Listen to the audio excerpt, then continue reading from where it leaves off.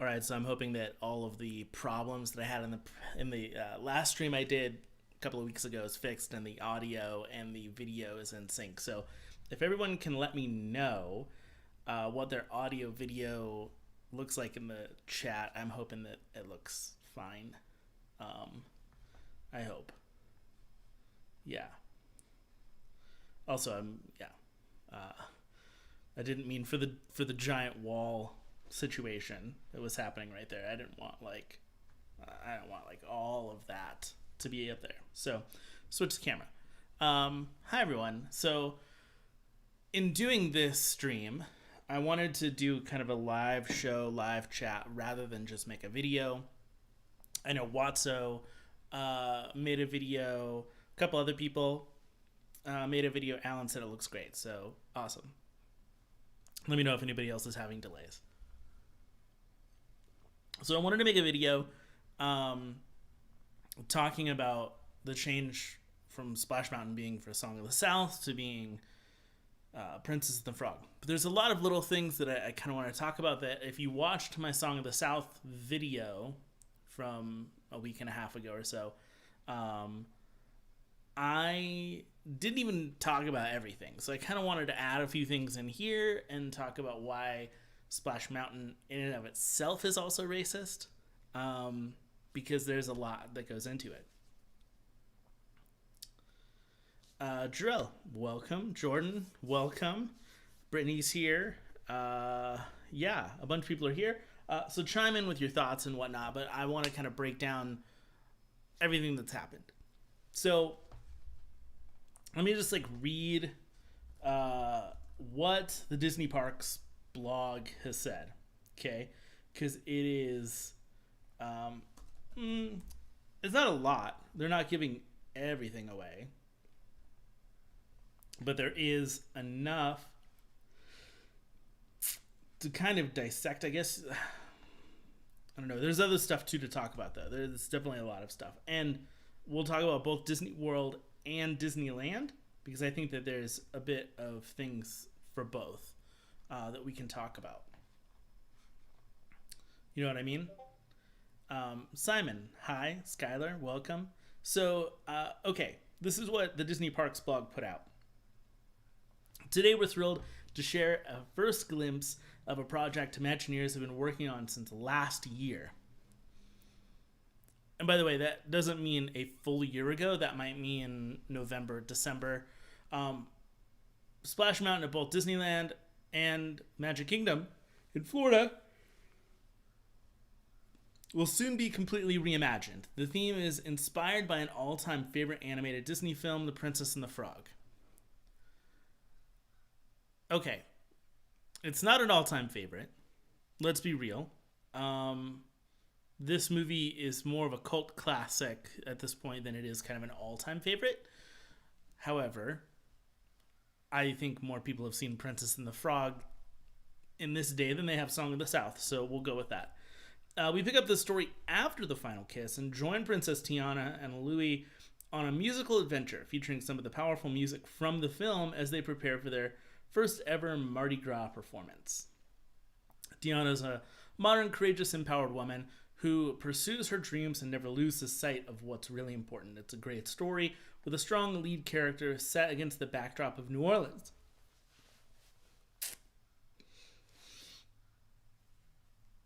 Sorry, everybody. In 1966, Walt himself opened New Orleans Square when it became the first new land added to Disneyland Park, so it feels natural to link the story and the incredible music to the Princess and the Frog, of Princess and the Frog to the parks.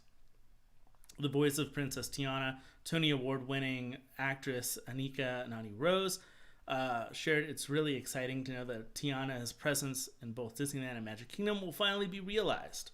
As passionate as I am about what we created, I know the fans are going to be over the moon. The Imagineers are giving us the Princess and the Frog Mardi Gras celebration we've been waiting for, and I'm here for it." The approach to retheming or plussing attractions begins with Imagineers asking the questions, how can we build upon or elevate the experience to tell a fresh, relevant story? It's a continuous process that Imagineers are deeply passionate about, and with this long-standing history of updating attractions and adding new magic, The retheming of Splash Mountain is of particular importance today. The new concepts are inclusive, one that all of our guests can connect with and be inspired by, and it speaks to the diversity of the millions of people who visit the parks. Okay. So I want to break down a couple of things here. There's a lot going on. Heidi, welcome. I didn't see there. So Ernesto, welcome as well. So Princess and the Frog, like I said, I don't think it's a all-time classic. I personally, it's one of my favorite Disney films, especially of recent past, of the revival time period. But it's not a classic.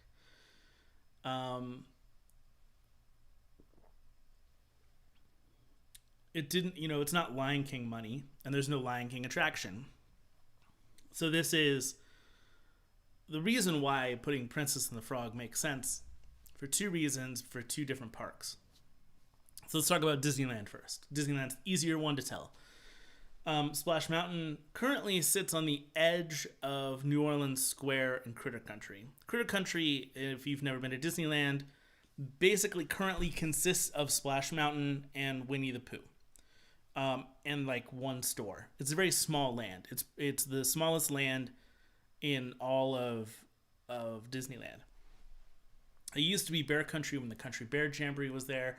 Country Bears was replaced by Winnie the Pooh, and when Splash Mountain went in, it became Critter Country.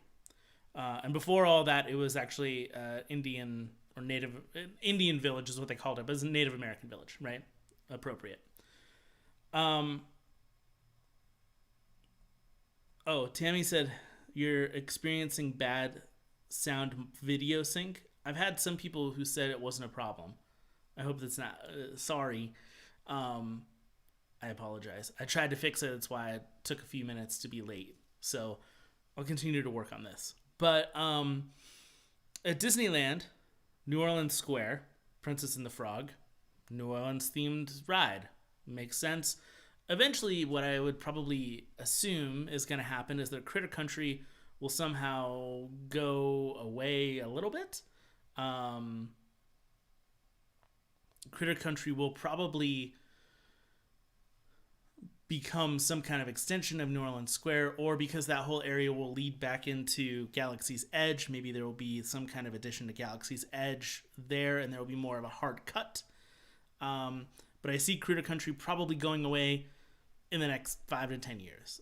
Anyways, and so this is really an extension of New Orleans Square. So now New Orleans Square has probably 3 of the most popular attractions at Disneyland, being Pirates, the Haunted Mansion, and Splash Mountain, whatever they're going to call it, whether it's just still Splash Mountain or whatever they're going to call it. Here's what's I've seen this argument for Magic Kingdom. That people are like, well, Princess and the Frog doesn't fit in the Magic Kingdom because Splash Mountain is in Frontierland. My argument to that is that Song of the South takes place in just the South. It's in Atlanta. So, also doesn't fit Frontierland. The other thing about Frontierland to Adventureland at Magic Kingdom is that you're actually supposed to be moving east to west. Like, you initially are in Adventureland in the Caribbean. In Adventureland at Disneyland, you're more Polynesian. But Adventureland really ends at Pirates of the Caribbean at Magic Kingdom, and then you slowly move westward. So that's why you hit Splash Mountain before you start to see Pecos Bills, and then you get to Big Thunder Mountain. So it actually still fits the area fine. I've seen a lot of people make the argument that the clay that it's made out of, themed-wise, anyways, that it's fake made out of, the paint job of Splash Mountain is supposed to resemble this Atlanta, Georgia kind of look, and not southern Louisiana. Paint jobs can change, so that's just my vibe. Just my vibe. That I think that it may slightly have a different paint job on the outside, although I don't think that's really as important. The fact that people are bringing up the paint job of the attraction shows that they're pulling at straws, in my opinion. Um, Brittany said, I've always felt Disneyland needed more Princess and the Frog content, including an attraction. It's strange that they haven't taken advantage of it sooner with New Orleans Square. It's true. Although, getting rid of Pirates, Haunted Mansion, Splash Mountain, any of those three would be really hard. It fits the best into Splash Mountain anyways as a overlay. As a boat ride, because in the movie they roll down the river. So, Faith for Disney is correct. It's just paint. It's just paint. One of the other arguments that I've been seeing online is that Song of the South is its own thing and Splash Mountain is its own thing because they kind of took away all of the live action stuff from Song of the South, the actual plantation and the white people and the black people, and they just went with the Brer Rabbit, Fox, and Bear characters, that somehow that made it better. And to that, I would say that those characters were actually created by people that were enslaved. And those characters represented themselves. Brer Rabbit represented the slaves. Brer Fox and Brer Bear represent the white slave owners. And so they're always, Brer Rabbit is outwitting Brer Fox and Brer Bear because the slaves wanted to win. On the same note, the song Zippity Doo Dah, and I didn't even know this until recently, so I'm not faulting anyone for not knowing this. Zippity Doo Dah is actually a song based on another song, a pre-Civil War song called Zip Coon. Coon being the offensive word in that, and coon meaning black person. And the song is about black people. And it's stereotyping black people as dumb. And so, that's a problem as well. And that's heavily featured in the film. It's heavily featured in the attraction. It's not only heavily featured in the attraction, it's usually featured all around the park. It's usually featured at the front entrance gate of both Magic Kingdom and Disneyland. It's usually featured in Disney Springs or in downtown Disney. And that seems to be a problem. Alan said, do you think they should replace all 1941 Dumbo portrayals in the parks due to the Jim Crow scenes? No. Dumbo's depiction is in its own bubble, in its own world. The Jim Crow scenes are for sure racist. I actually started a TikTok recently. My first TikTok ever was about the Jim Crow thing and about Dumbo and about the song of the Roustabouts, which, interestingly enough, and I'll just say what I said in that TikTok, the song of the Roustabouts is actually a really great portrayal of historical fiction. If you've not seen Dumbo in a long time, I understand, but the song of the Roustabouts is a bunch of black men in the middle of the night in the rain, faceless, singing this song, putting up the circus tents. It showcases a couple of different things. It showcases that the black men do this job while all the other people do their jobs. They're segregated from the rest of the circus. Also, you never see those people during when the circus is being performed because they were never supposed to be seen. They were never shown in front of crowds. They were completely segregated from fans of the circus. They were also the hardest working people and paid the least amount of money, all of them being in the rain in the middle of the night. And because they're faceless, again, they were never supposed to be seen. It's actually a pretty great small nod to what the actual real history of black Americans was in the late 19th century, early 20th century, when the circus was at its peak. So Dumbo, in that sense, isn't a problem. The crows are more of a problem. However, the crows, like Tammy pointed out, are not ever really depicted in anything for Dumbo, I guess besides the feather.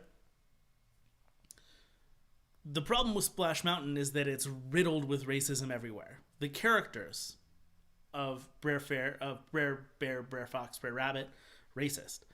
The song Zippity Doo Dah, racist.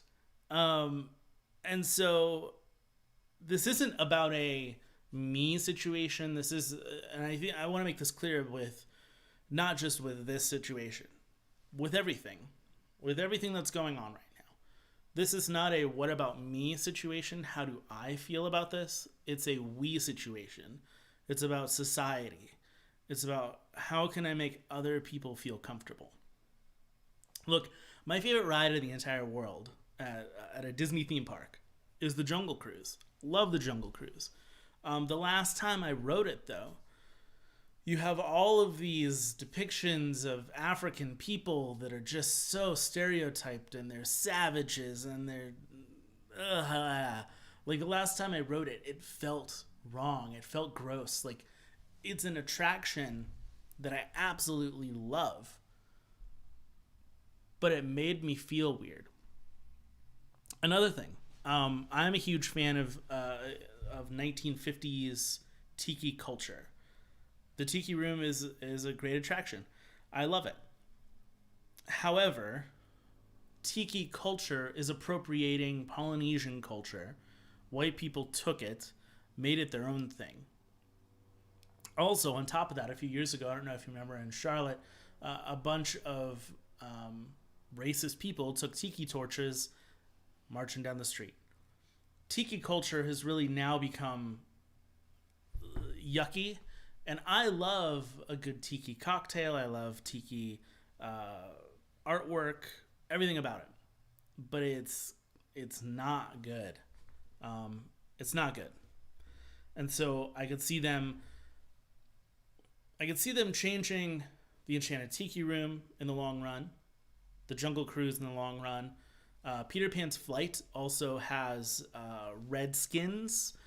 In the film Peter Pan, the Native Americans sing What Makes the Red Man Red. I could see that probably changing.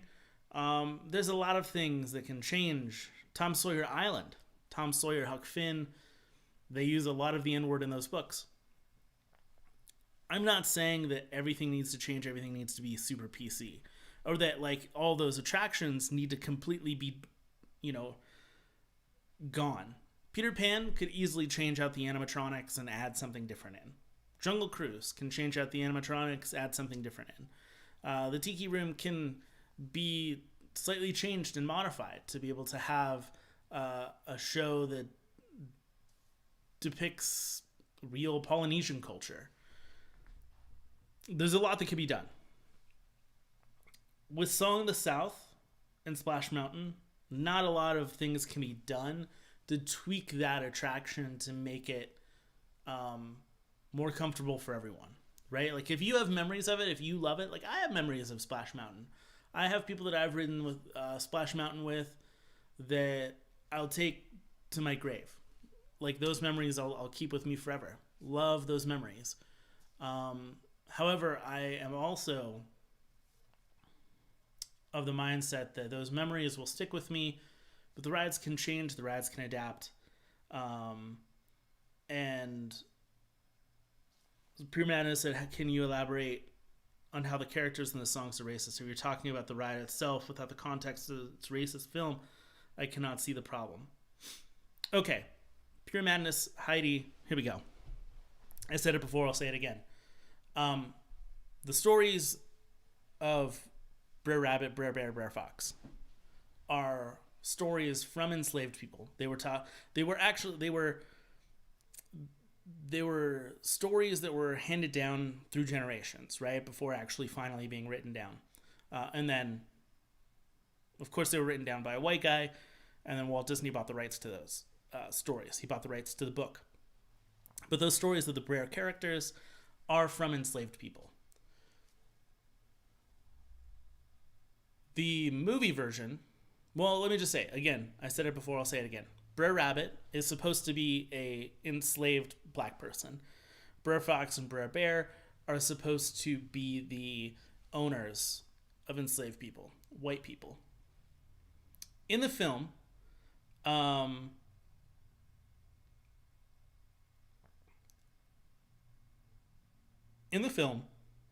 those three characters are voiced by black people. In the attraction, all three of those characters were voiced by white people.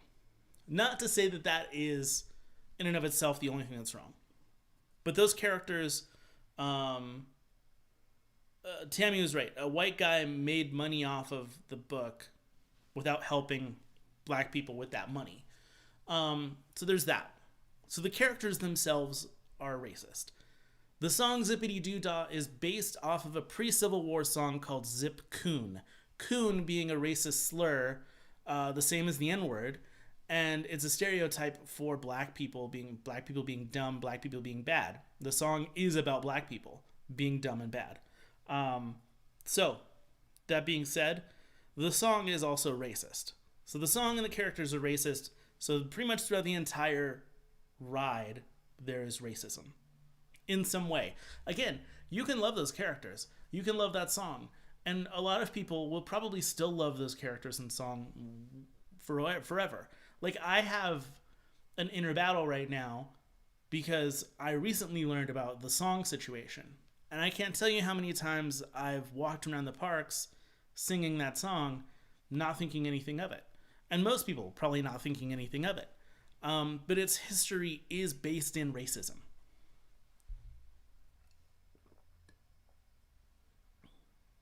All right.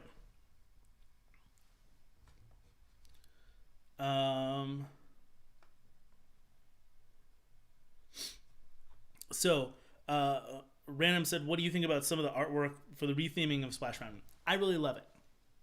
And here's one of the things that's also been on my mind. Right at the beginning of the article that the Disney put out, they said, we've been talking about this or thinking about this since last year.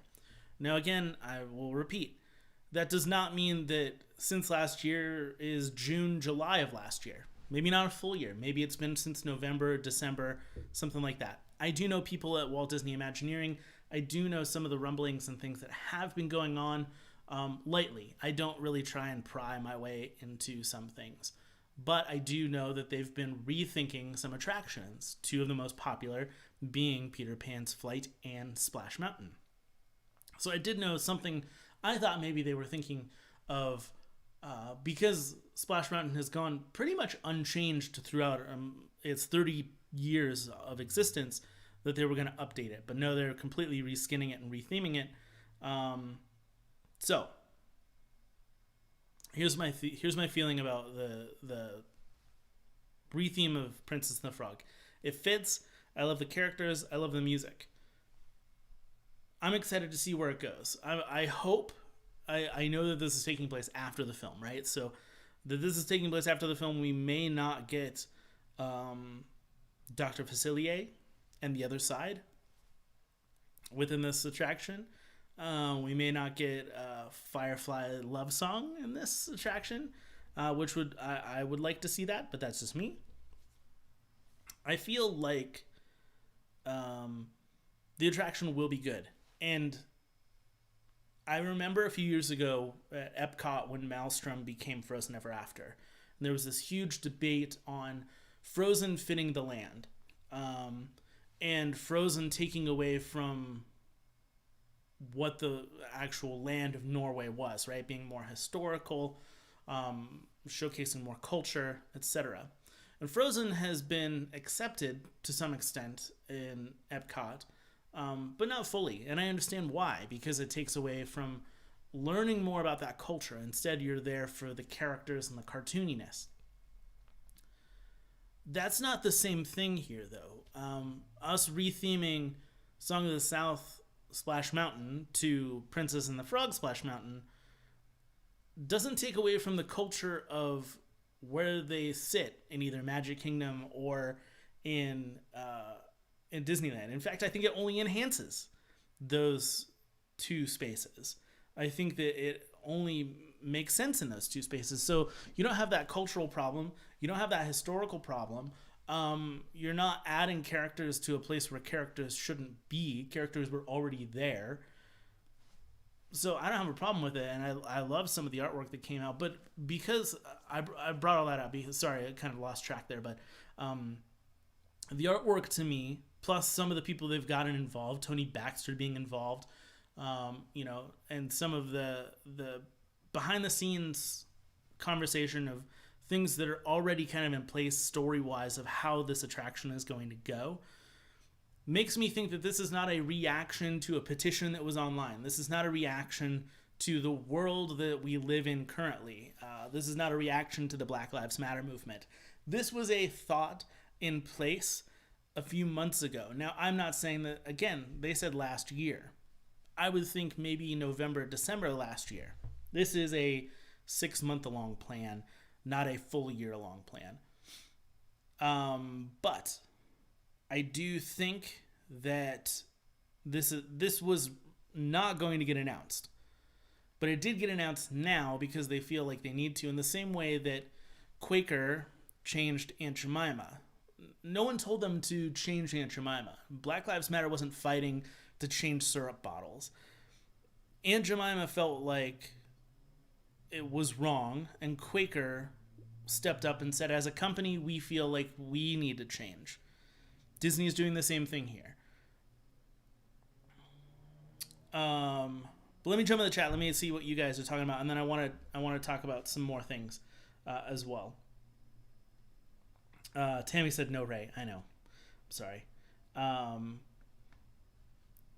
You guys were talking a lot, and I totally missed a ton of stuff. Okay.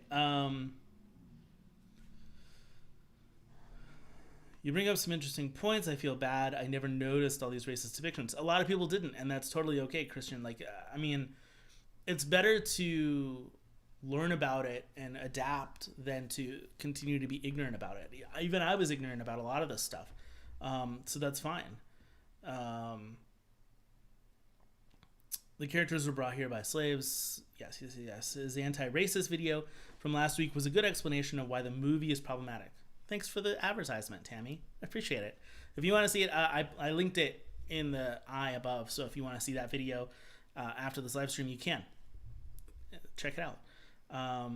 Disney's entire history is problematic, especially racially. Splash Mountain changing was a long time coming. Song of the South is obviously racist. I remember seeing those DVDs in thrift shops. And somebody pointed out that DVDs didn't exist. Yeah, there's a lot of like bootleg DVDs around. You probably found one of those.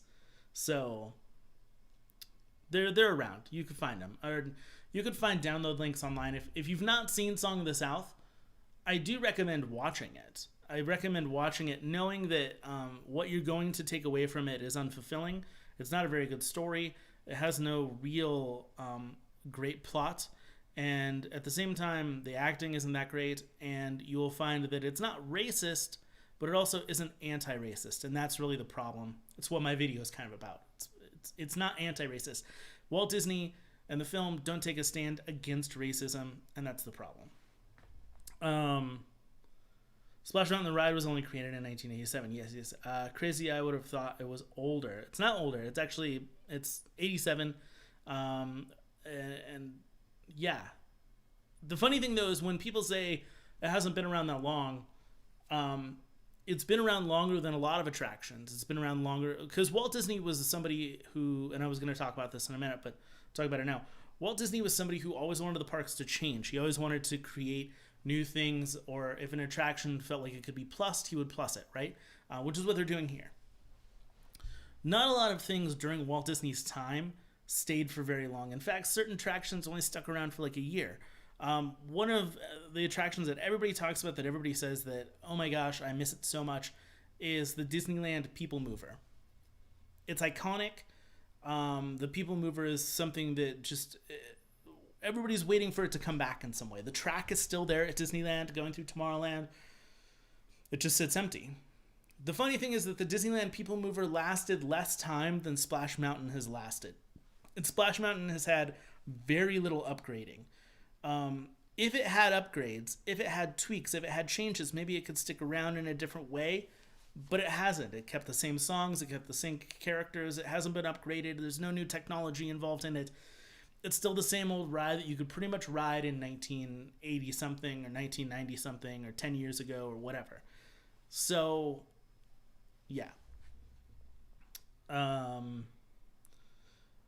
said, I just feel like Disney will try to erase history to keep people from learning of their past when we should all be learning from it.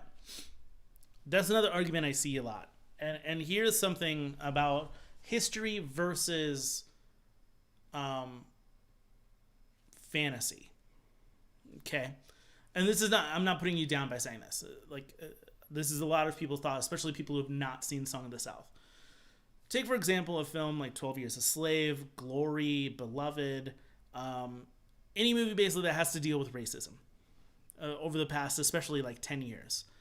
All of those are historical fiction. What they're supposed to teach you with historical fiction is like a fun 2-hour come to life history book, right? Like Titanic. Titanic is fiction, but it also gives you a vibe of like, hey, this boat sank and it was awful. If you watch 12 Years a Slave, you go, wow, America was not that great and slavery was really bad and we treated people awfully. That's what you take away from it. With Song of the South, you take away, the takeaway of Song of the South is that black people enjoyed living and working for free on white plantations. That's it. That is what you take away from Song of the South, which is completely incorrect historical fiction even. It's historical fantasy. And with Disney being a family-friendly thing, with Disney you're going to get children to go to the theater. And you don't want to teach children that, hey, slavery wasn't so bad. You don't want that. So that's why, to me, that argument doesn't hold up. That they're not erasing history. They're erasing fantasy. Hopefully that makes sense. I hope to remember that. And I'm not putting you down. I'm just stating that that's an argument I see all the time, and that's that.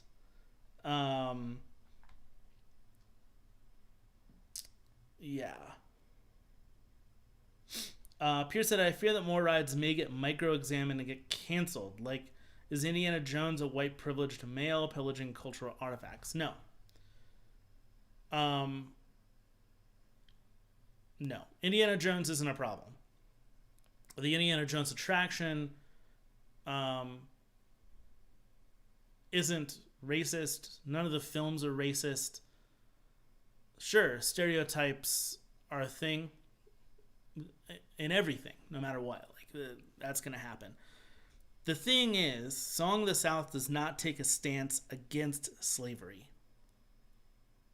And could you say that, like, white people coming in and stealing artifacts of ancient civilizations is bad? Sure, you could say that. Is it a slippery slope that we're on? No. The slope that we're on is to get rid of racism. The slope that we're on is to get rid of sexism. The slope that we're on is to create equality between people that are currently alive and to make people not feel uncomfortable. You could say that the Pirates of the Caribbean thing and changing red was unnecessary. I've had this conversation with a lot of people too. It was unnecessary. Historically, pirates did very bad things to women, did very bad things to a lot of people. Okay? Historically as well, women were also pirates. Historically as well, black people were also pirates. So it does fit either way, historically. The choice from Disney was to make people feel more comfortable. It's not a me thing, it's a we thing.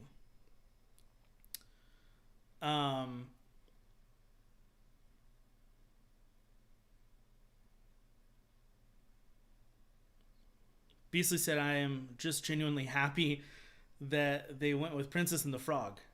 Just important movie has gotten lost to the Frozen hype. And it's a classic choice for Splash. It is a good fit for Splash Mountain. For sure. It works really well. Alan said, what about Minnie doing blackface? That was pretty weird stuff Walt was having fun with. Minstrel shows helped the film industry get big. Animation played with that concept too.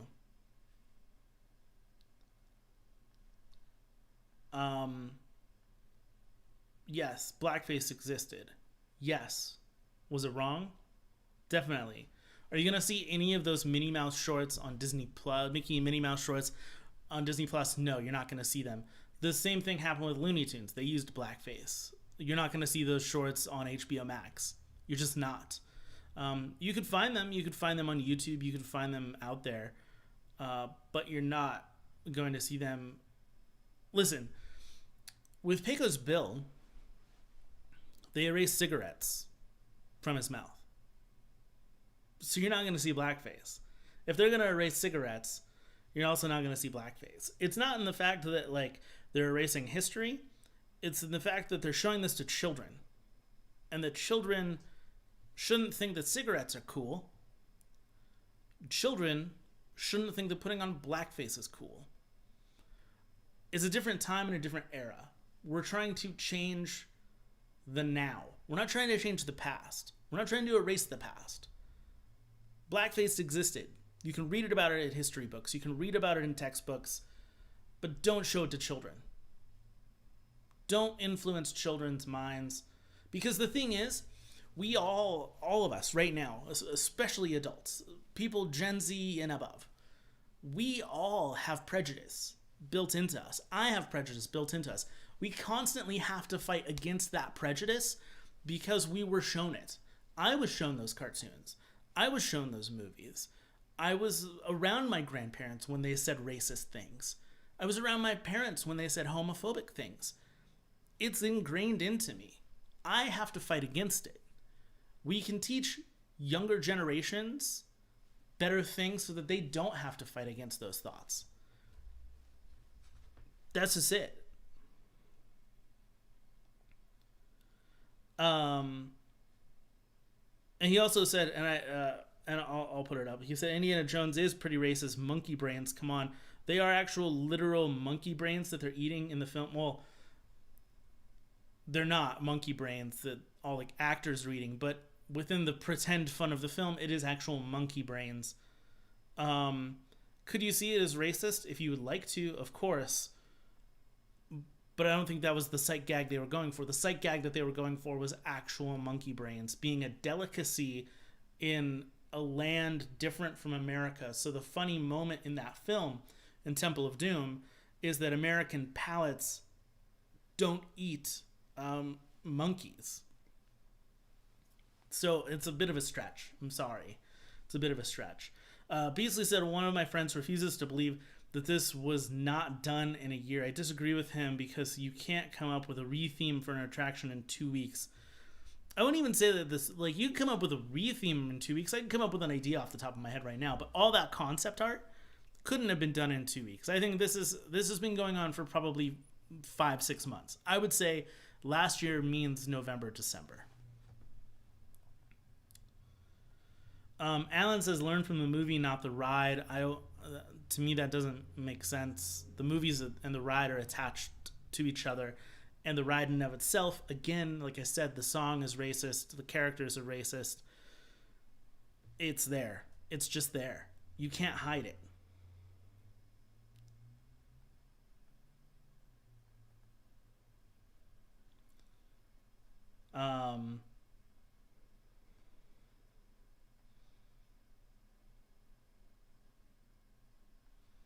We should learn from their mistakes, my dude. That's what I meant. Yeah. We should learn from their mistakes. Like, let's not repeat, what had previously been done. Let's not do blackface any longer. Let's not have these overly racist stereotypes in films or in attractions or in whatever.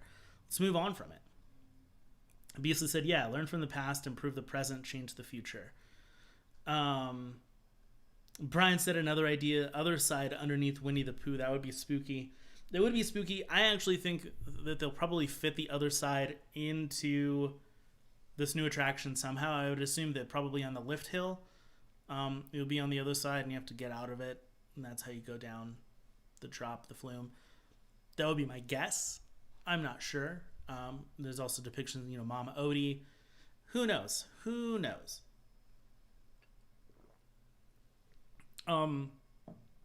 Yeah.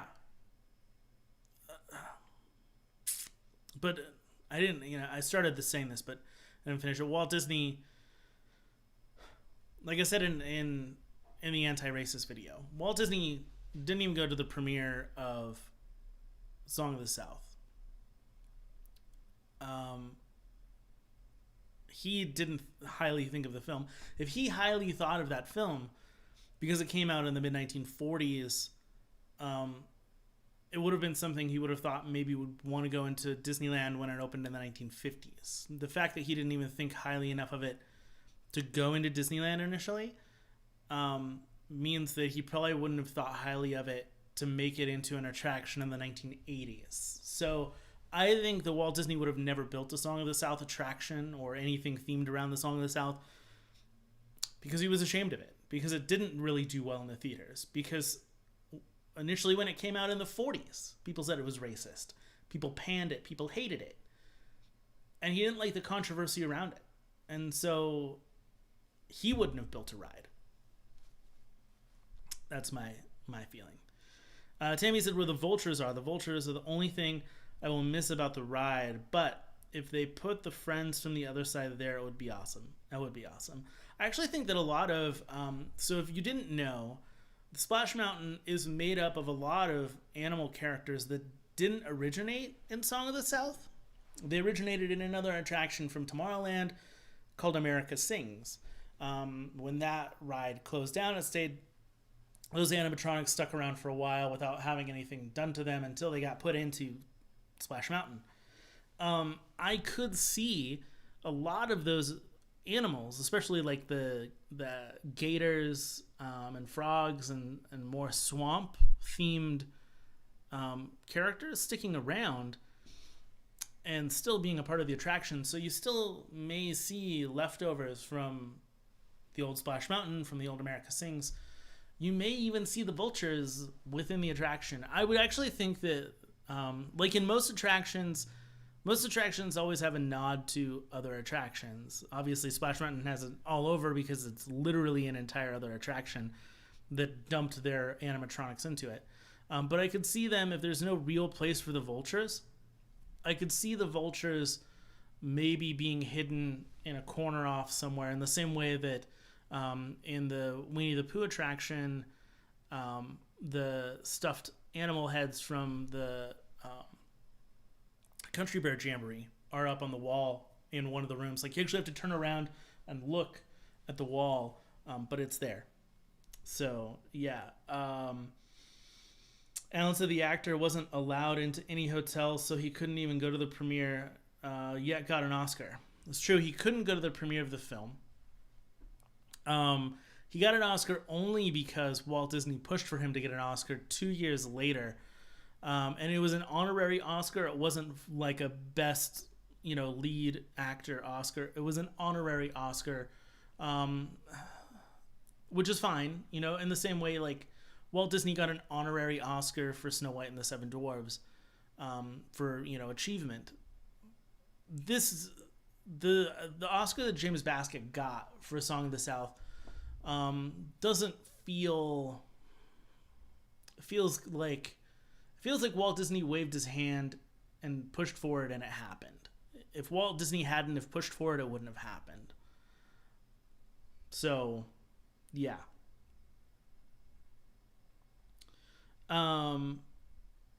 Beasley said just because they said it was post-kiss after the movie ends, they can't use songs and scenes from the film. Like how Frozen Ever After takes place during a summer event but has the songs and scenes. The article even actually says that the songs from the film are going to very much take place. Like, the songs are going to be within the film. So you're going to hear Down in New Orleans. You're probably going to hear The Other Side if there's an Other Side theme. Evangeline. I would love to see Evangeline fit in there if they could somehow fit Ray back in, but I know he died in the film. We'll see. I know Tammy was saying sad about no Ray. I agree. Andrew said maybe Brer Rabbit will make a cameo in the ride. I do not think that Brer Rabbit, Brer Fox, or Brer Bear will be in the attraction at all. Now, Brer Frog was created for Splash Mountain. He does not exist in the film. Brer Frog, who's kind of the narrator host of Splash Mountain currently, I could see him sticking around and being a part of the attraction in some way, especially since he's a frog and it's Princess and the Frog. Yeah.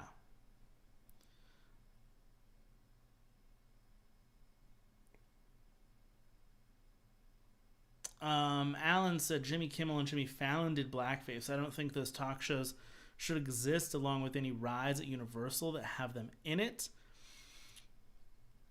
Yeah, I mean, there's the Jimmy Fallon ride that just got recently put in, but Jimmy Fallon also is the host of the backstage tour on Universal Hollywood. I could see them actually taking him off the backstage tour. He's actually not really needed on that, anyways. Yes, Jimmy Fallon and Jimmy Kimmel did do blackface. Both of them have come out and apologized for it. Well, I'm not sure if Jimmy Fallon's going on a hiatus. I know that Jimmy Kimmel's going on a hiatus. And may come back, may not come back. We'll see. I don't know.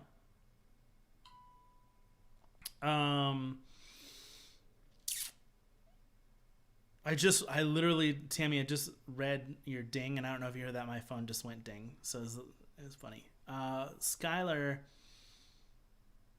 wrote, man, I'm totally going to watch Princess and the Frog after this live stream. I freaking love that movie. It's good. I might watch it too. I'm sure a lot of people are either watching it or going to rewatch it very soon. Alan said Brer Fox are in House of Mouse. Yes, and I could 100% see Disney pulling House of Mouse down and editing out those parts, or at least taking out those episodes that have those characters in them. I could see that being really likely. And so for those of you who are not familiar, and Andrew said, what's blackface? If somebody could fill him in on what's blackface while I talk about this. If not, I'll say first. Or I'll say after this. I'll talk about blackface more. But man,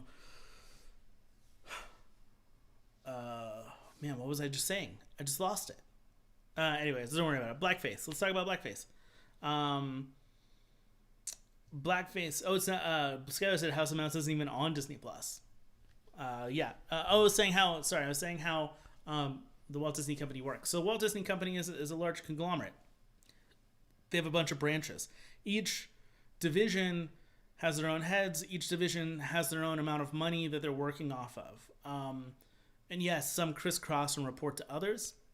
However, a lot of them don't necessarily work with each other. So the people working at the Disney Plus / television animation side of things don't really communicate a whole lot with the people working at the theme parks, the Walt Disney Imagineering side of things. The theme park division is its own thing. They get their own amount of allowance from Disney. They get their own say on things. And yes, they have to go to the head of the company to, ask about certain big changes. But at the end of the day, they take care of their own thing. Television animation, yes, they definitely probably should do something with House of Mouse. But at the same time, those two divisions are not crisscrossing or taking care of each other. So no one had to ask who to do what, but I could definitely see the Disney upper management looking and saying, hey, we're doing this at the theme park division. We should probably do this on the animation side. It would definitely come from a top-down type of thing. Andrew, yes, somebody wrote a white actor using black makeup to impersonate an African-American person. That is exactly what that is. Many black actors were expected to do blackface, which is also correct, Alan. This goes back a long time. So it was also, if you go back to Shakespeare didn't hire women to portray women in his shows. Men always portrayed women in the shows. Sexist, maybe, but of its time, sure. Blackface, racist, for sure, because it really came about during a time of enslavement, during a time of segregation, and usually blackface not only was to portray an African American person, but to portray a dumb, ignorant, bad stereotype of an African American person. Blackface was never an intellectual African American. It was not good.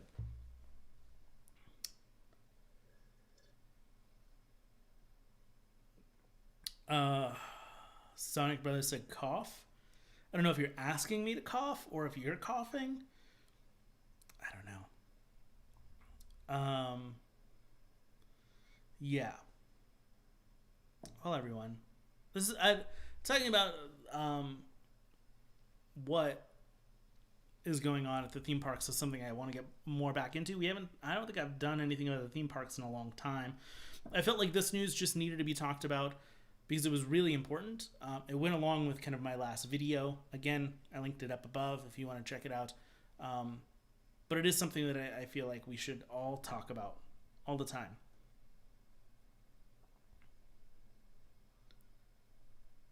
Unfortunately, I can confirm that Brer Frog is not only in the film, but also smokes a pipe with Uncle Remus. Okay, so that character, I was wrong. I'm sorry. That character is definitely not going to stick around. At all. Andrew said, how do you think the Disney characters would react to the lockdown?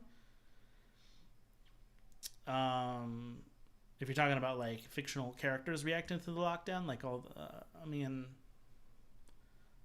they're probably wearing a mask, being responsible. So be responsible and wear a mask when you go out. The thing is, get on my soapbox again. Disneyland is not going to open July 17th, and I for sure feel like the cast members that I know at least are fighting to try and not have Florida open as well. Meanwhile, the international parks are opening, and it's because in America we have not been as strict on wearing masks. We've not taken care of ourselves as much, and so because we didn't wear masks, Disneyland doesn't get to open. Good behavior gets good rewards. So Mickey Mouse would tell you to wear your mask because he's wearing his. That's what I'd say. But yeah, this kind of concludes like my thoughts and feelings on the retheming of Splash Mountain. I'm looking very much forward to visiting both Disneyland and Walt Disney World, and having those interactions with those attractions and those characters. Because I've met Tiana and Dr. Facilier at the parks. I've had my pictures with them, and they're some of my favorite characters to take photos with. Dr. Facilier is super fun to mess around with as a walk around talking character. So I'm so excited that he will kind of have a real place to be at both Disneyland and Walt Disney World.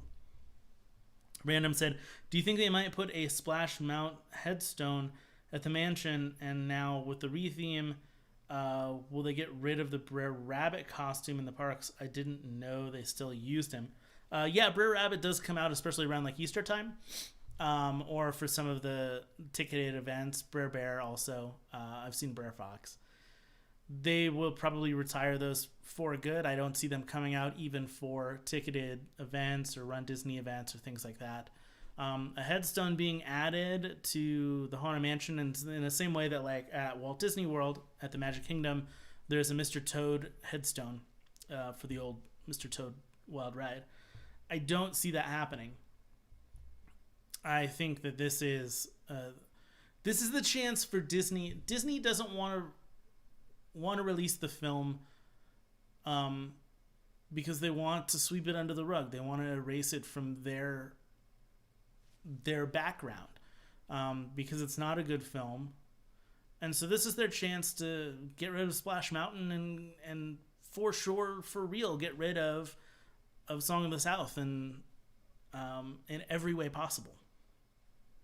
So I don't think that they will put it somewhere else or have hints to those characters.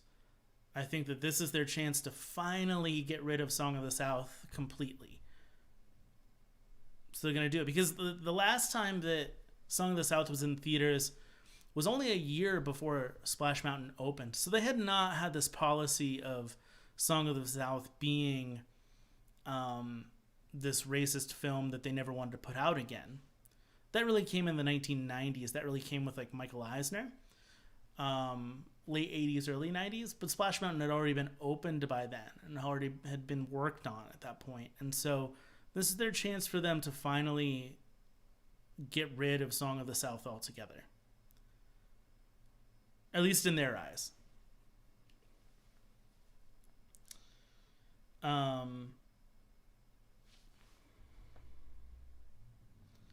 Bobby said, I have my own personal memories of Splash Mountain, but I'm very excited for Princess and the Frog. That's how I feel. I have my memories. I have the people that I've hung out with and that I've ridden that attraction. I have those memories when I was a little kid and I first rode that attraction. It'd been an attraction that I'd been dying to get on. And when I finally got on it with my family, it was like the best thing ever. When I lived in Southern California, I rode that attraction with so many different people and we laughed and we had a good time. But it's time.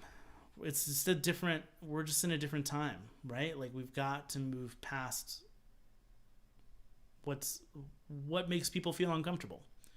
And Princess and the Frog doesn't make people feel uncomfortable.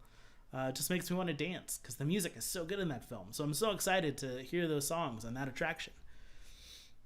Skylar said, spoke with Dale recently. Dale used to be part of Network 1901. If you've not, there have been several people that have come and gone from Network 1901. Dale was one of them. BC has had 180 COVID deaths. California has had more than 5,000. We're like a fourth of BC. Get your ish together, California. Stop believing stupid conspiracies. Yeah. California and Florida right now are both not doing really well on the coronavirus COVID-19 cases, which again makes me wonder why Disney World is going to open and Disneyland is not. Disney World should not open, and Universal, SeaWorld, all those places that have opened already should probably rethink their reopening. They might need to close again. They should, really. Andrew said, I'm back. It hurts me to see the world is going crazy and Disney is getting affected by it. It doesn't hurt me that Disney's getting affected by it. They make their own decisions. They're going to do what they want to do. Disney's not reacting to the world that we're in. Disney has definitely had these plans for a while. The world has just kind of caught up to, we don't really need these things. We need to kind of slowly get rid of them. Yeah. Brian said, to clarify, African Americans in blackface were expected to conform to slave roles. It wasn't to honor black actors and may have been enforced by former masters. Exactly. It was not a delightful thing. It was not to make them look good in any way. Alan said, yes, I'm not saying it was an honor to them. I'm just saying let's not leave that part of history out. Humans are so gross, we made black people do blackface. That helps us understand more. It does. And a lot of those films that have blackface that are like, listen, a lot of like old silent films that have blackface are still around. You can still find those films.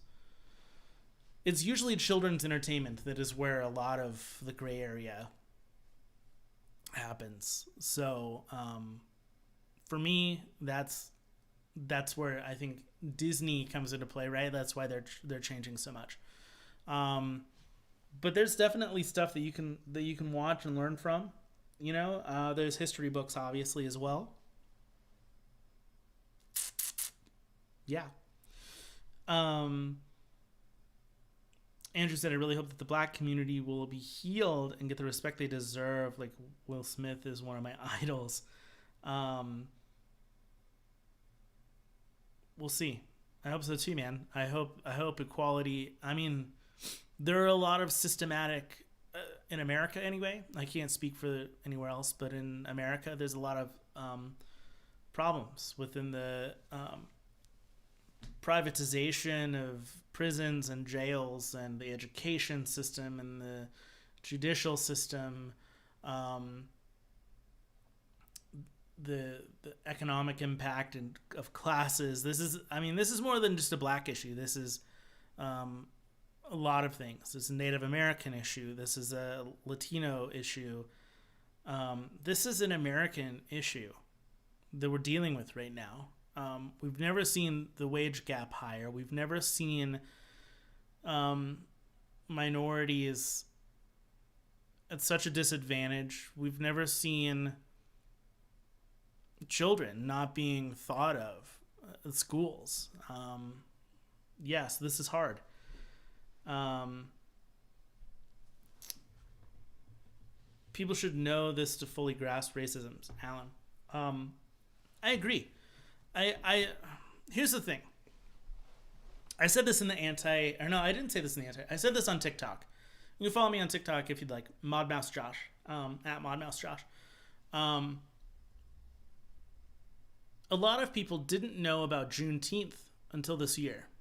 A lot of people didn't know about the Black Wall Street massacre that happened in Tulsa, Oklahoma until this year or last year with Watchmen.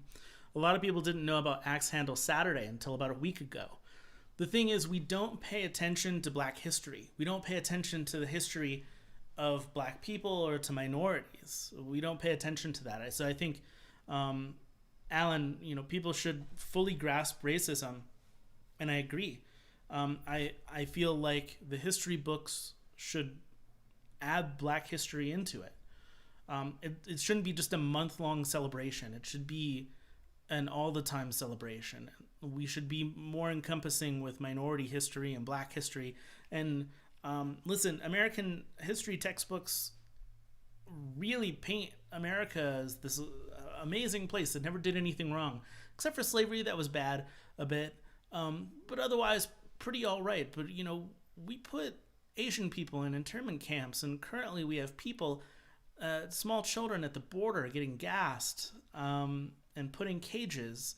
We did blackface. There are a lot of things that should be put into history books that aren't. There are a lot of things that we're learning about right now that aren't. We should educate ourselves more. We should educate each other more, and we should listen more. I think that's one of the things that I've taken away from the whole Black Lives Matter idea. And whether or not you believe in Black Lives Matter as a group, as an ideology, that's different. What you should be paying attention to is that people are giving their history. And if you listen, you can see and hear what was wrong. You can see and hear why people hurt so much. And that America has not always been equal, and has realistically never been equal for everyone. Women have struggled in this country. They still struggle to get the right pay. They're still struggling right now. I'm also a big pro wrestling fan. And the Me Too movement happened a few years ago, but right now there's a movement in pro wrestling called #SpeakingOut. And there have been dozens and dozens of pro wrestlers that have been told on, basically, that they've sexually harassed women, that they've made women feel uncomfortable, that they've literally raped women. And that this boys will be boys locker room kind of mentality is not a good one, and it needs to stop. And women have suffered in that way, in the same way that minorities like Latino people and Asians and Blacks have all suffered in this country, and they still do. And so this is,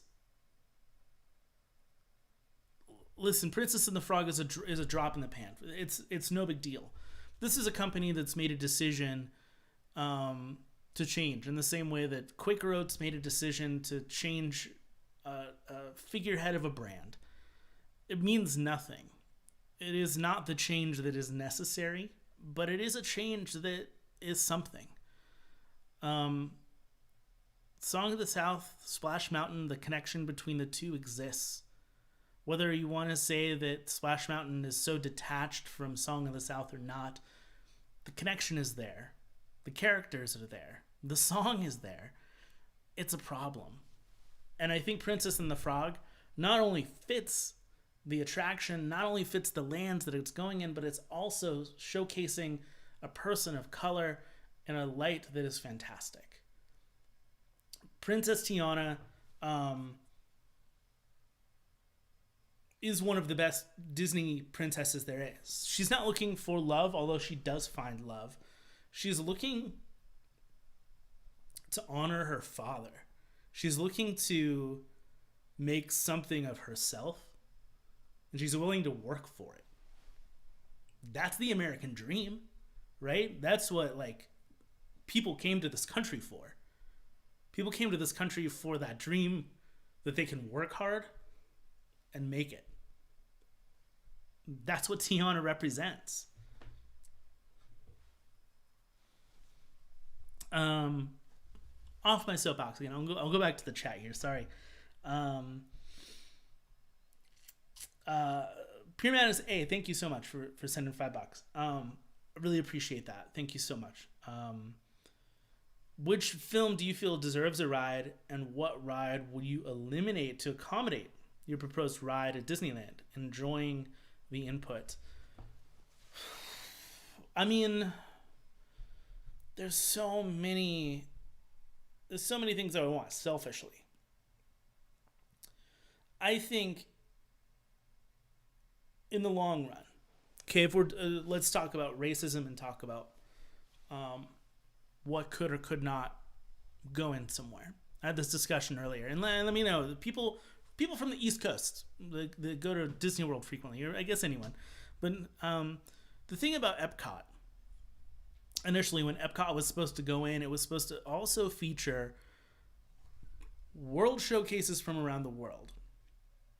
And that would include, I think, 2 years after Epcot opened, they were supposed to open an Equatorial Africa area, right? So it would have been like Kenya, Rwanda, places like that. And it didn't open. The only African country that's in World Showcase is Morocco. And they also have China and Japan representing Asia. Everything else is either North American or European. And I think if you're going to add something new to Epcot, it should either be South American, African, or Polynesian. And to me, Moana would be a great attraction to fit in to a brand new pavilion at Epcot. And I think that you could probably take away something. If you're going to take away a World Showcase spot, you could probably take away something. I wouldn't take away anything, though. There's enough space back there that you could add something. But there's like this land space between I believe it's France and the UK. This is kind of like this. It's where this. It's not a pavilion, but it's like a warehouse. Like they host parties and weddings and stuff in this warehouse. Basically, you could move it anywhere, but take that away. Put in this Polynesian space. Have a Moana themed ride there. Dark ride, water ride, wherever you want to do. Water ride would make sense, right? Moana. And also have a killer tropical Polynesian restaurant to go there. That would be great. The other thing that you could do, if you're going to really take away something, is in Adventureland, at Disneyland, there's the Tropical Hideaway as a restaurant. You could take away the Tropical Hideaway, even though it just got put in. You could put in a Moana-themed restaurant show. It'd be really cool to have, like, initially when Adventureland opened, they had a restaurant there that had a Polynesian show, so you would be able to see fire dancers and things like that. I would love to have that put back in with a Moana theme. And at Walt Disney World, they have space for that too. They just have the Skipper Canteen, the new restaurant that they put in there.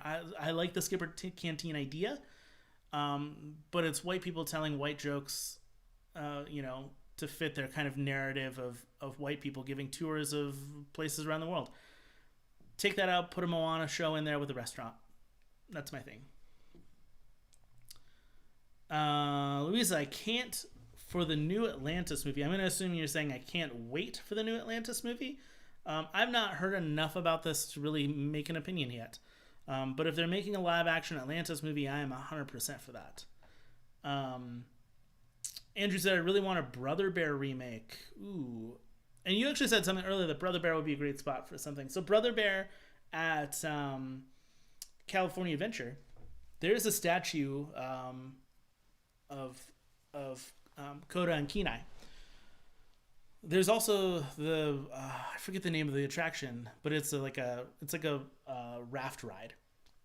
Why it has never been themed to Brother Bear, I don't know, because the raft ride fits Brother Bear. It would go down the river with all of the fish, and the bears could be there eating the fish. It would be so fun.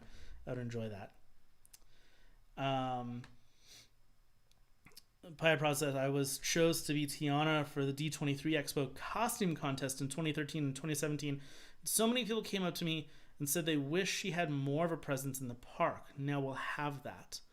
It's American history. Yeah, like Tiana being in the park, when Princess and the Frog opened in theaters and for the next few years at Disneyland in New Orleans Square, because it fits so perfectly in New Orleans Square, there was a Mardi Gras parade with characters every day. They would also have Princess and the Frog show on the Mark Twain riverboat that would go around, which is another thing we should probably want to rename Mark Twain riverboat, Tom Sawyer Island. Mark Twain, not so much. I mean, Mark Twain was anti-racist, but Tom Sawyer can be seen either way. Huck Finn can be seen either way. But anyways, I digress. You could see Tiana and the Princess and the Frog characters a lot. And yes, you still see them in parades and stuff now, but I like having more of a presence of them in the parks, and I 100% agree. Also, I would love to see your costume from this contest, because I am I'm so into cosplayers. Like, you are so much more talented than I am that it's amazing. I love people that make their own costumes. Tammy said, we have a whole month of Black history that white people love to complain about and we don't learn anything from. Exactly. Andrew said, you can either run from racism or learn from it. You're getting me choked up. This isn't a moment. This is a movement, from Alexander Hamilton. Sorry to choke you up. I choked myself up there at the end. But thank you for allowing me to be on my soapbox here. Tammy said, I only learned about the Tulsa Massacre last year. Did you learn about the Tulsa Massacre from Watchmen? Because that's how I learned about it. I didn't know until this year that Juneteenth was not the same day as the Emancipation Proclamation was signed. Yeah, it's totally different. I learned about it like 4 or 5 years ago. Again, well into my late 20s when I learned about it. Andrew said, you're making me cry. I'm so sorry to make you cry. But I'm glad that I could move you in a way that was powerful enough there. I've actually heard, okay, so a lot of times, so I get this, one of my inspirations on YouTube is John Green. And the way that he writes his videos they usually end on some kind of note that makes me tear up. And it's a way that like I've kind of like added that into the way that I write videos. So a lot of times, like literally I will read the script of a video, and if it makes me cry in the last paragraph, I know it's good. I just know it's good. So I try, and it's hard for me to record it sometimes. But thank you for that. Tiana is such a great role model for children and adults alike. Absolutely. Like one of the, like, if not the best Disney princess role model. Absolutely amazing. Random, I can't wait for the Retheme. This is going to be an amazing ride, and this is a change that has been needed for a long time. I couldn't agree more with you. Andrew said, you can either learn from it or learn from it sums up what we should, for slavery, either learn from our mistakes or don't. Yeah, I mean, I think we should. Here's the thing with the last video I did about anti-racism is that you don't, with Song of the South, you don't learn to either love slavery or hate slavery. It takes no stance on slavery. And that's a huge problem. We need, like, any movie that is about slavery needs to be anti-racist. If it is not anti-racist, that means it is for racism. That means it is, if it's not anti-slavery, it means it's for slavery. And that just shouldn't be a thing in the year 2020. It just shouldn't. Alan, thank you so much for sending in the super chat. I really appreciate that. I want to do more of these kind of live talks about news, and especially important news that comes out. And so that really is something that motivates me to do it more. So I appreciate it Not saying that anybody never ever has to leave me a super chat right now, but it really does like motivate me to do more live streams like this, especially as people have kind of hung out for over an hour now. I appreciate that. Alan, yes, and thanks for having a live chat on this. Absolutely. To me, this was a topic. This is a topic not for me to get on my soapbox and say stuff, even though, yes, I've done that. It was a topic that was up for debate, that was up for discussion, that was up for kind of learning and hearing each other out. And I want to do that more often with people. Andrew said, rank all of the Bronze Age Disney movies. Fox and the Hound gets too much hate. Fox and the Hound was the first movie I ever saw in a movie theater, a re-release of Fox and the Hound. So I've got to put Fox and the Hound. I wouldn't put it at the top. I'd actually put Robin Hood at the top, then Fox and the Hound. Great Mouse Detective, Aristocats, Winnie the Pooh. What else is there? Oliver and Company, Black Cauldron. I think there's 8 of them. Let me know if I missed one. Christoph says we need a Tangled ride. I would agree. I would agree with that for sure. The fact that there is a whole set of bathrooms at the Magic Kingdom based on Tangled, but not an attraction, especially the fact that Tangled was such a huge hit. Such a huge hit. Pure Man said Grizzly River Rapids. That's the one that should be Brother Bear. Grizzly River Rapids is the ride you're thinking. I thought that ride would have a Disney tie-in for sure. Yeah, it does not have a Disney tie-in. A lot of stuff at California Adventure initially when it opened didn't have a Disney tie-in. They were trying to make it more of an adult park, which was fine. But when they started to build new attractions and new lands, they started to add more Disney to it, because that was one of the biggest complaints about California Adventure, was that there weren't a lot of Disney things about it. But Grizzly River Rapids is basically the only attraction besides Soarin' and maybe a few others from the pier that have stuck around that don't have a theme to Disney. Anyways. Grizzly River Run 2001, Brother Bear 2003, Time for the Retheme. 100% agree. 100% agree. Tammy said yes, Tangled ride with series inspired art. God, the series is so good. The art is so beautiful. My good friend Alex worked on it, and yeah, it's great. Tammy also is Tammy, you're a patron, and so is Alex. So you're within the Discord, so you can chat about Tangled because she worked on it. Andrew said Toy Story is overrated. I don't think so. I think Toy Story is not overrated in the same way that Snow White is not overrated. Toy Story was a huge leap forward in animation, and all of its subsequent sequels, Toy Story 2 and Toy Story 3, is a perfect trilogy in my estimate, and Toy Story 4 is good, but I don't think it needed to be made. Whereas all the other movies for me are 5 out of 5, I would put Toy Story 4 as like a 4 out of 5. But I would never say they're overrated. Brian said, I found a massive Black History encyclopedia at my local library. I was floored by all the things I didn't learn in high school. Yeah, it's crazy. And that's the thing. I think the fact that you went to your local library and self-educated yourself is awesome. But the fact that we don't, from 13 years of schooling, from kindergarten all the way up to 12th grade, we don't learn any of this stuff. Baffles me. It absolutely baffles me. We should be changing our history books to add those things. That America wasn't so great, but we need to learn that history to be able to become great, right? Alan said Lilo and Stitch is the best.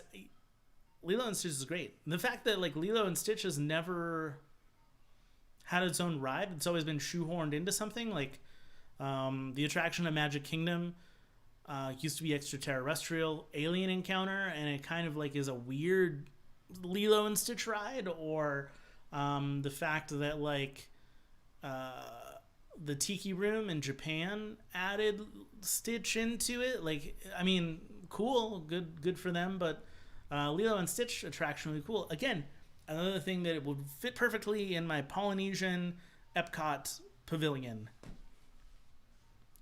Polynesia at Epcot. That's what we need. You can get a Moana ride in there, and you can get a Lilo and Stitch ride in there. And a really good restaurant. And some probably cool shops, I'm sure.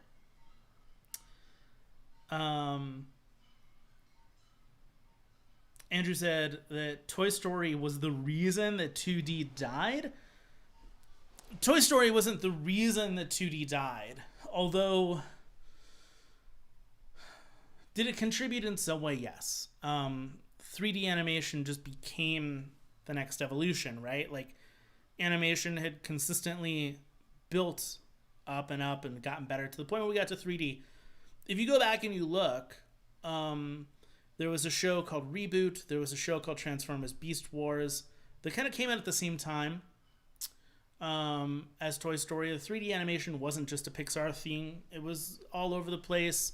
Industrial Light and Magic had been using some 3D stuff. I mean, Jurassic Park is basically a 3D animated film, in part anyways. And that came out before Toy Story.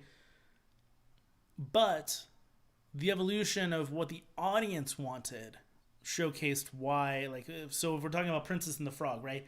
Princess and the Frog was a chance for them to reclaim hand-drawn animation and make it good again, make it big again.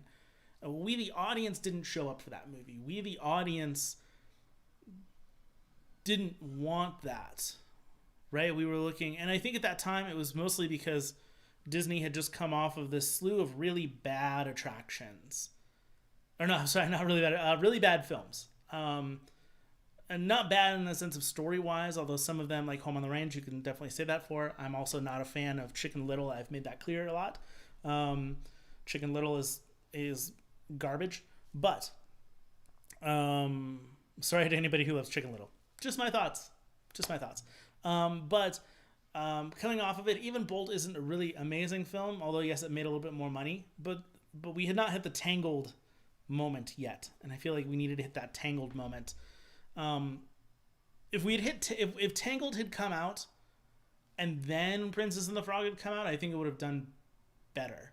Like the Winnie the Pooh sequel didn't do well because a lot of people were confused by it. Even I was confused. I was like, are they putting out the old Winnie the Pooh movie, or is this like some of the TV show that they've just kind of put into the film? Like, what is this? But I think Princess and the Frog would have done better had it come out after Tangled. I think it didn't do well, unfortunately, because of the fact that it kind of sits in history where it does. Also, at the same time, I think a lot of people look at Paperman as a radical shift in a new direction that was much needed, that kind of 2D, 3D hybrid of animation. And if Princess and the Frog had been paired with like a short like Paperman, people would have respected the 2D animation a bit more. Just my thoughts. Pure Madness, thank you again for the super chat. Appreciate it. Do you feel that Splash Mountain should be documented and preserved so that it can maybe be experienced by future generations via VR, perhaps? I don't think so. I mean, listen, there are definitely people who have a 360 account of Splash Mountain or of almost every attraction that Disney has. So if you want to have the VR experience of any attraction, there's definitely YouTube channels that have those. Should Disney do it? No. Disney shouldn't. Disney won't. Disney won't do it because they don't want anything to do with Song of the South. And this is their chance to get rid of Song of the South for good by getting rid of Splash Mountain. And for them to try and linger on it by having some kind of VR experience, it won't happen. But I can guarantee you the YouTube channels that have the Splash Mountain attraction as a 360 VR experience, or even just the ones that have an HD ride through, those attractions will continue to stay on YouTube and will continue to get numbers in the same way like people look up old attractions all the time. Superstar Limo is one of the worst attractions that's ever existed at a Disney theme park. It was only around for like a year or two at California Adventure before it was taken away and turned into the Monsters Inc. ride that it is now. Yet people still watch the ride through on YouTube all the time because they're curious, and people will, as long as that stuff is online, ride through Splash Mountain is online, people will watch it because they'll be curious about it. So it'll exist, just not coming from Disney.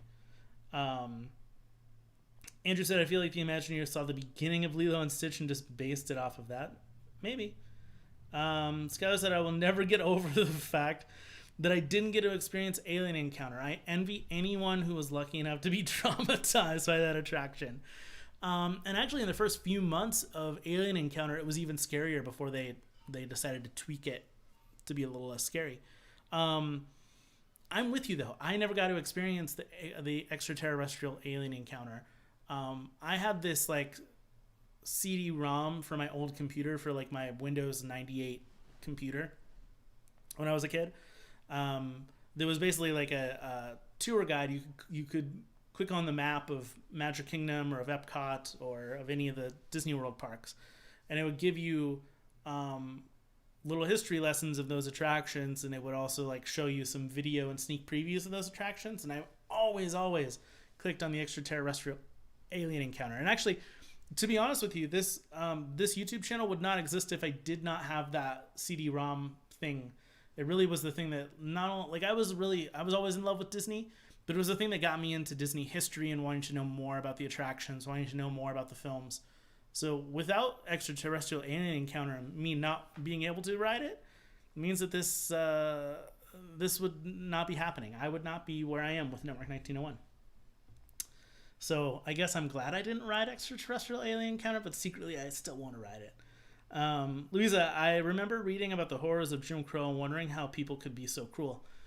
I agree. Like segregation is something that is in the media all the time, and segregation is something that I did learn about in high school, and I agree. Like it's crazy, and to think that like my grandmother and my grandfather were in America when segregation existed. Like it's crazy. It's crazy to think that it's not that long ago, and that we're still working on it. We're still working through some of that stuff. So I learned some of the answers could be found in the cartoon I loved and still love today, like Peter Pan and Looney Tunes. Yeah.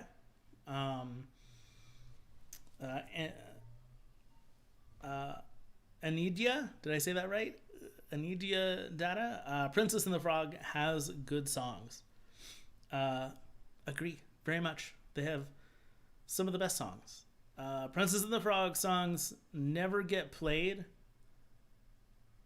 that often, and now they're going to get their chance to get played like at the theme parks and be on the same level as those classic Renaissance soundtracks that like always get played everywhere and when people bring up Disney.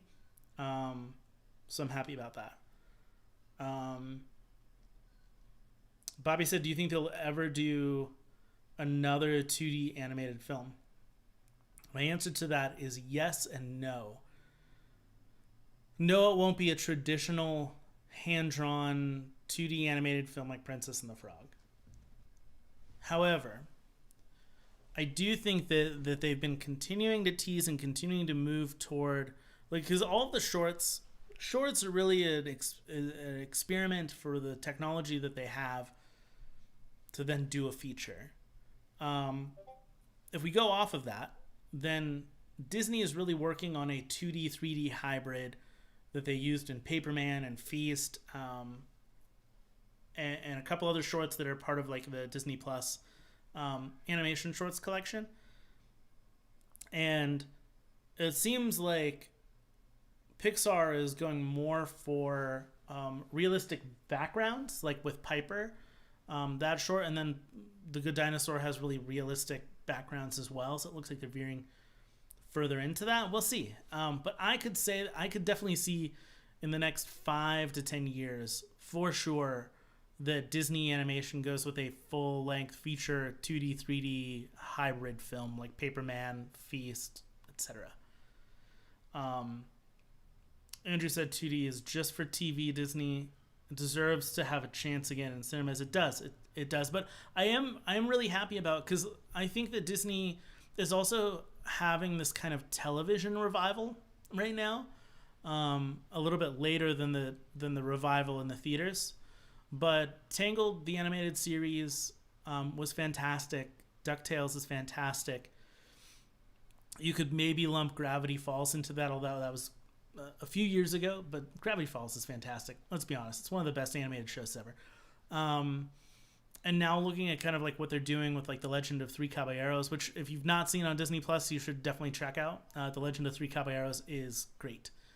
And some other stuff that they've announced and whatnot. I feel like Disney's television animation is top notch right now. In fact, television animation across the board is doing really well. And not to mention like the new Mickey Mouse shorts.